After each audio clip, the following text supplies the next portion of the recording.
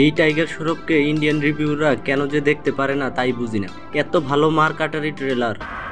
मैंने पहले भी बोला था ये जो तुम्हारा टॉर्चर है वो मेरा वार्म अप है।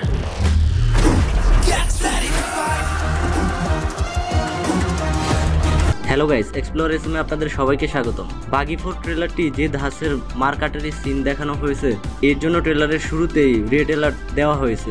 এইবার হয়তো ফাইনালি টাইগার শ্রফের কামব্যাকটা হবে। আমি ট্রেলারটি রিমেক বলবো না, ইন্সপায়ার। এই কালো স্টিলের হেলমেটওয়ালা লুকগুলা এনিমেল থেকে ইন্সপায়ার। সেম স্টাইলেই টাইগার লুকগুলারে পিটাচ্ছে। তো যাই হোক, বাগি 4 টিজারটি নিয়ে লোকজন নেগেটিভিটি ছড়ালেও ট্রেলার কিন্তু অন্য কথাই বলছে। যদিও 3 মিনিটের ট্রেলার, স্টোরি কেমন হতে চলেছে তা মোটামুটি আইডিয়াও করা যাচ্ছে।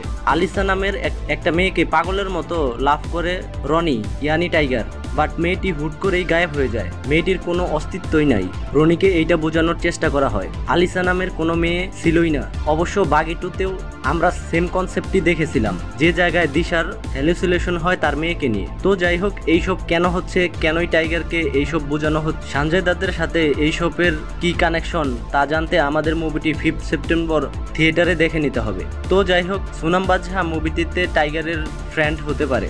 ডায়লগটি তো लगता था कि लाइफ उससे शुरू होती थी और खत्म भी उस पे। तो फिर मिलाना कभी उससे?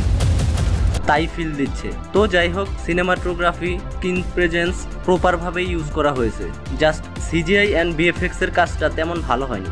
এই টাইগার একদমই রিয়েল লাগছে না। মানুষ যেভাবে মারছে, রক্তের সিনগুলোও রিয়েলিস্টিক লাগছে না। যদিও মাঝে সময় রয়েছে রিলিজের জন্য।